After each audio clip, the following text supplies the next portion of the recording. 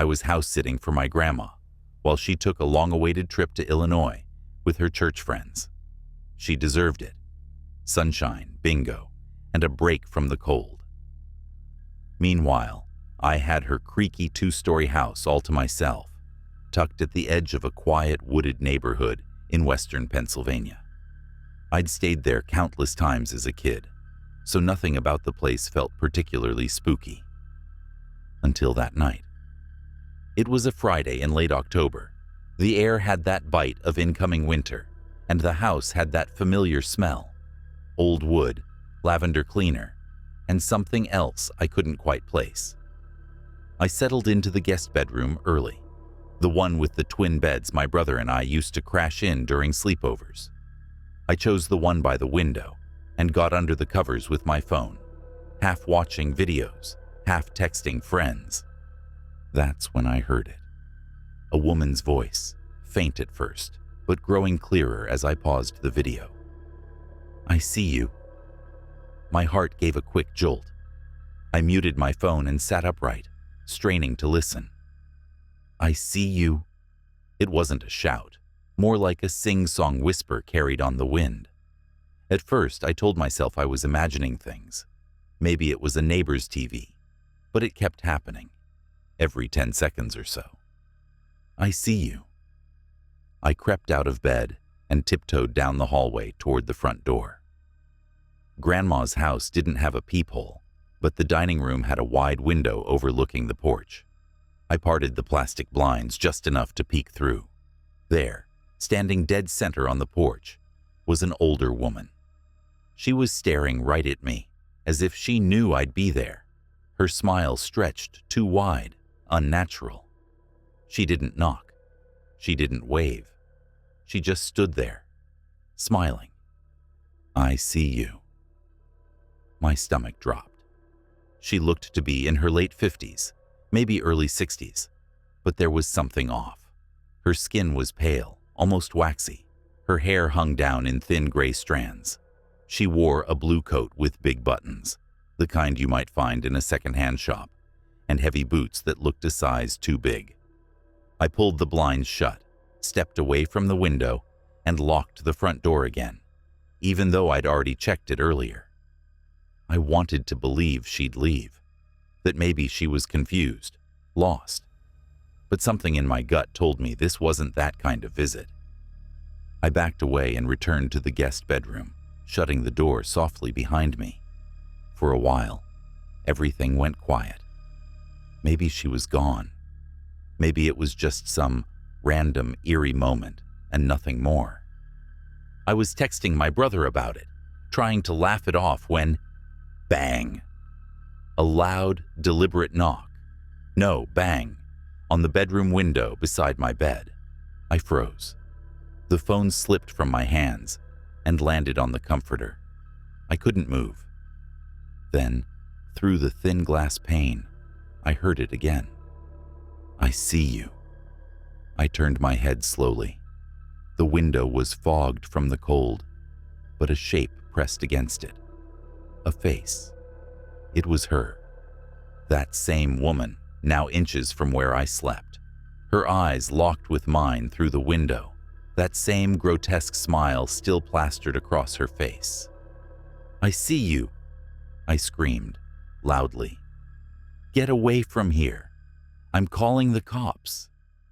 She didn't move. She didn't even blink. Just that smile.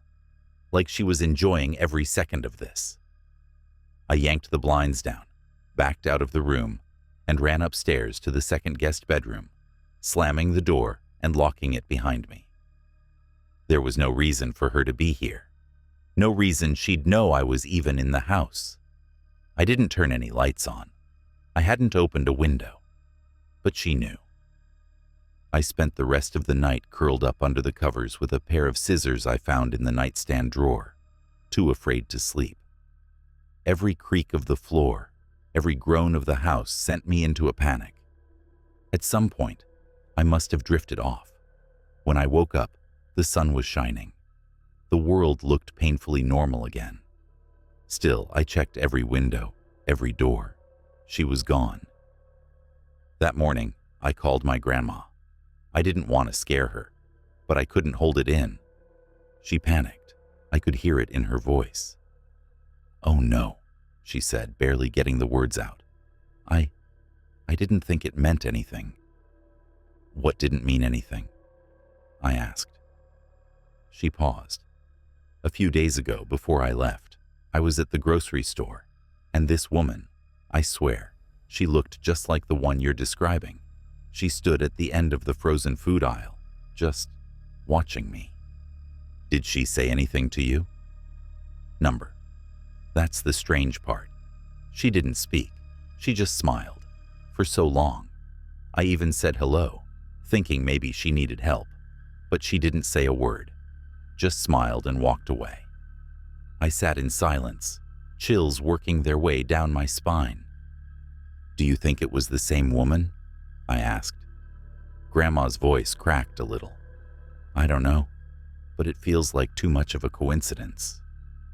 I didn't know what to think. Maybe she had followed my grandma home.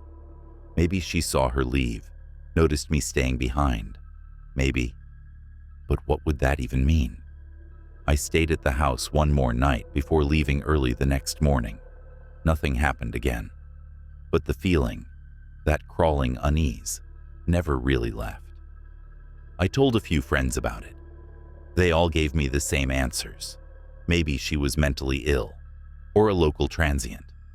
Maybe it was just a bad prank. But none of those explanations account for the way she moved. The timing, the smile that didn't belong on a human face, or the fact that she never knocked. Just stood there, as if she didn't need to be let in, like she was already invited somehow. To this day, I don't know who she was. I don't know if she'll ever come back. But sometimes, especially when I'm alone in an unfamiliar house, I think about her.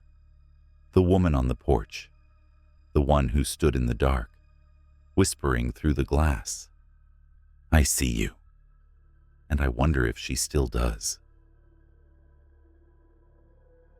Breakups suck, especially the kind where you're blindsided, left holding on to texts that now read like ghost stories. My ex and I had been together for a year and a half, and when she told me she needed to grow, I knew what that meant. She'd already started. So, yeah, I was a mess. But by the time winter break ended and classes started back up at Midtown University, I decided to move on. Or try at least. That's how I found myself on Flickr, a dating app that promises genuine connections, but mostly delivers awkward DMs and way too many photos taken in gym mirrors. Then I met Grace. She was different. Blonde hair, soft smile, not a single filtered selfie. Her profile said she loved classic films and read Vonnegut for fun. But what really hooked me was her sense of humor. Dry, a little self-deprecating, and weird in the exact way mine is. Within a day, we were texting nonstop. Favorite movies, stupid hypotheticals, playlists. It all just clicked. The kicker? She went to Midtown too. Same school, same campus, different dorm, but still. When she suggested we see a movie Friday night, I said yes, before she could change her mind. "I'll pick you up," she offered. "You're not far." I hesitated. Nobody does that anymore, right? But she insisted. "Meet me near the corner of Grant and Weaver at 9. It's easier to park there." So I did. Friday came, and I stood there at 9:02 p.m., hands shoved into my jacket pockets, trying not to look as nervous as I felt. The street was quiet. A couple of cars passed. I shared my location with her like she'd asked, watching the little blue dot on my screen. That's when a car slowed down. It wasn't Grace. I knew that immediately. The car was a dull silver sedan, kind of beat up, with one headlight dimmer than the other. It pulled up to the curb in front of me, and the driver rolled down the window. An older man, maybe late 50s, maybe 60, stared at me with a tired, weathered face. "You waiting for someone?" he asked. I blinked. Yeah. You, Henry? Yeah. He smiled, but there was something about it that made my gut tighten. I'm Grace's father, he said casually, like we were already acquainted. She asked me to pick you up. Hop in. Every alarm in my brain went off at once. She never mentioned her dad, never said anyone else would be coming. And the man, he looked too old. It's too much like someone pretending to be something he wasn't. I tried to stay calm. Why didn't she tell me you'd be picking me up? He shrugged, glancing toward the empty road. She didn't want you to be nervous, I guess. Said she wanted me to meet you first. Protective father and all that. That's not how protective fathers talk. I didn't say another word. I just stepped back from the car and turned around. Hey, wait a sec, the man called after me, his voice sharper now, irritated. I'm just trying to help. I didn't respond. I kept walking, a little faster now. My legs felt like they were trying to move through water. Behind me, the car idled for a few seconds, then peeled off and turned the corner. I didn't relax. Something told me that wasn't the end of it. About 3 blocks later, I spotted a silver car parked on the side of the road with its lights off. I kept my head down and my pace steady, pretending not to notice. But I felt eyes. That prickle on the back of your neck? It was lit up like a flare. Then my phone buzzed. It was a message from Grace. Why didn't you get in the car with my dad? My blood ran cold. No punctuation, no emojis. Just those words, flat and dry and wrong. I didn't answer. I didn't even open the message. I put the phone back in my pocket and picked up my pace. The campus was only a few blocks away, but footsteps started behind me. At first, I tried to convince myself I was imagining it, just a random pedestrian. But then I heard something that made my heart slam into my ribs. The sound of glass being kicked across pavement. Not far behind. I ducked down behind a parked van, crouching low, and waited. That's when I saw him. The same man, weaving between parked cars, his body hunched low like he was trying not to be seen. He was whispering, too quiet to understand at first, but then he came closer. Come back, he whispered. I'll take you to her. I bolted. I didn't look back. I ran like my life depended on it, because in that moment, I truly believed it did. The man shouted something, but his voice trailed behind me fast. I had the advantage. I was younger, faster.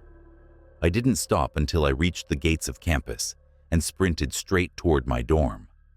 When I got inside, I slammed the door shut behind me and leaned against it, panting. My roommate was out of town.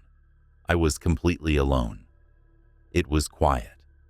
Too quiet. I pulled out my phone and finally opened the message from Grace. There was another waiting. You're a pathetic little coward. Lucky you ran when you did. I would have taught you a lesson you wouldn't forget. No more pretense. No more catfishing. Just pure venom. I stared at the screen, heart thudding in my ears. My hands shook as I took screenshots. I texted them to myself, to my email, to 3 friends, just in case something happened to my phone. I sat on my bed for hours that night, replaying everything in my head, trying to figure out what would have happened if I'd gotten in that car. I kept wondering, was Grace even real? Or was it all him? Was there a Grace he stole photos from? Did she even know? How many others had he messaged? I still haven't gone to the police. I know I should. I saved the messages, the screenshots, everything. But I'm scared. Because the truth is, this guy knew where I was. He knew my name. He could have been watching me for days, weeks. All he needed was one app and a fake name. Sometimes when I'm walking back to the dorm late, I still look over my shoulder. I'll spot a silver car in a parking lot and feel my chest lock up. I keep telling myself the odds are low, that he moved on. But the real fear isn't that he's watching me. The real fear is that he's watching someone else now. Someone younger, someone more trusting, someone who won't ask why her dad looks 55 and smells like smoke. So if you're reading this and someone online seems too perfect, trust your gut. Ask questions. Say no if something feels wrong. And never ever get in the car. When I was 19, I worked a summer janitor job at my old high school. It was one of those low-paying grunt work positions you take when you're in between semesters and desperate for cash.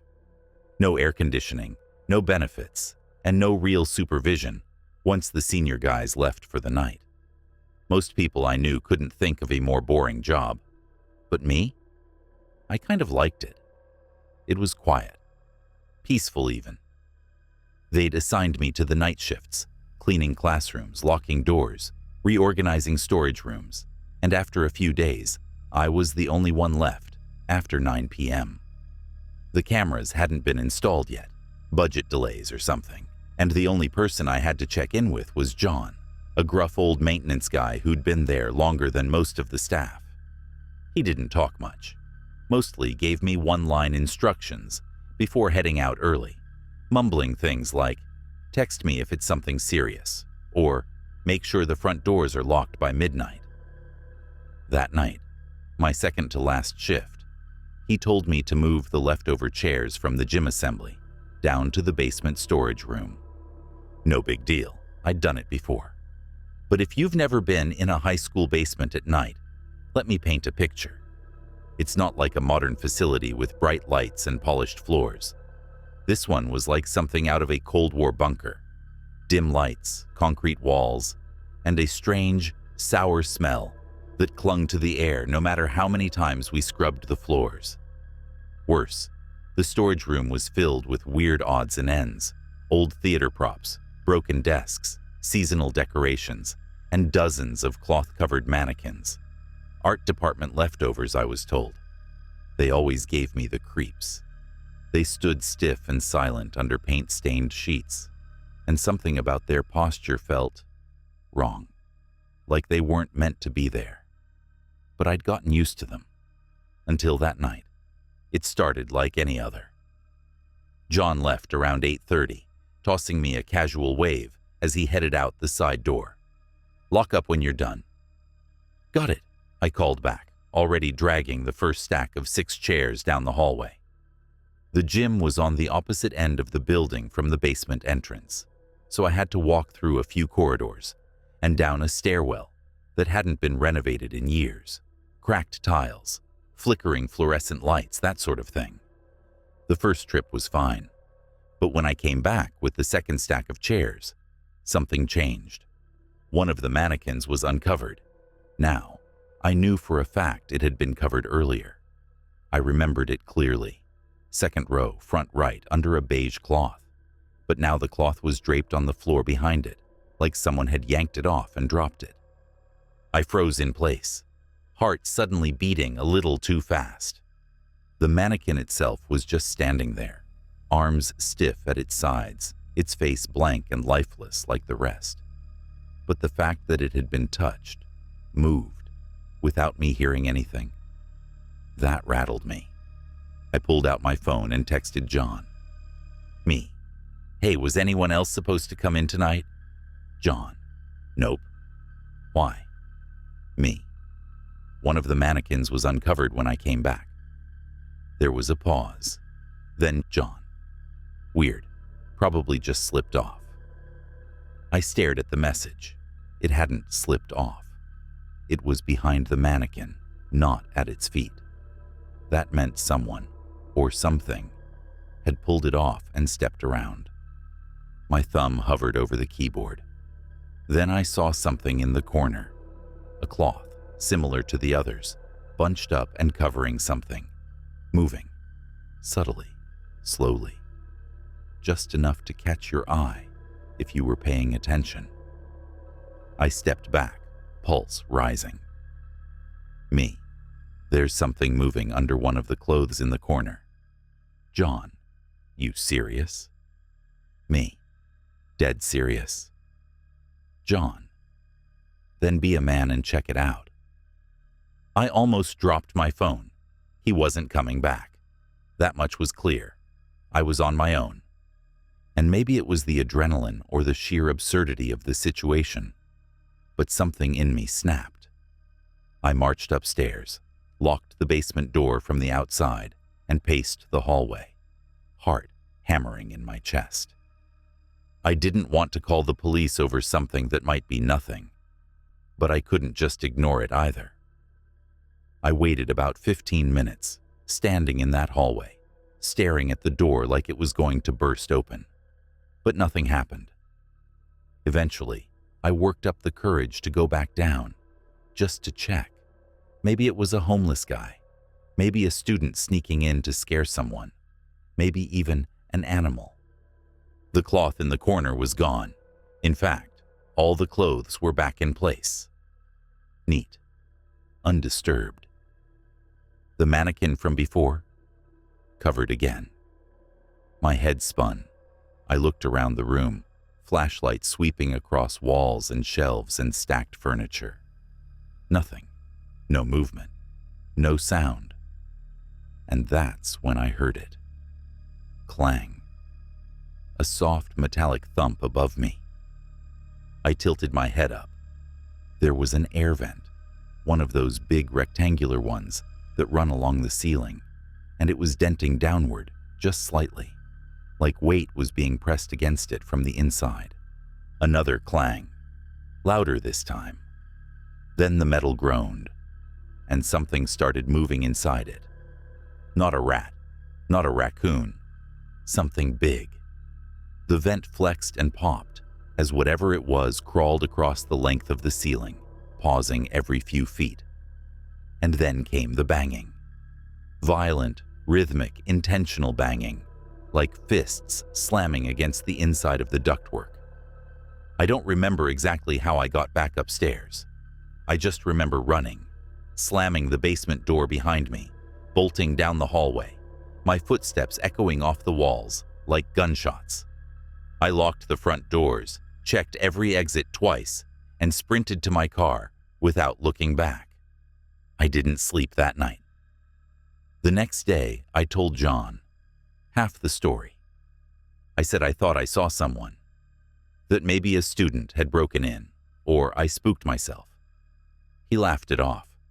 You kids and your ghost stories, you'll miss that place when you're gone. But I won't. Not really. That was my last week on the job. I finished my final shift with every light in the building on, headphones in, and a screwdriver in my pocket. Just in case. I never went back after that, not even to pick up my last check. And sometimes I still think about it. The cloth that moved, the uncovered mannequin, the thing in the vent. Whatever it wasn't human. Or if it was, it wasn't right. I don't know if anyone else has ever experienced anything down there. I've checked alumni forums. Nobody's mentioned it. But if you ever find yourself alone in a school basement and you hear something in the vents, don't wait to find out what it is.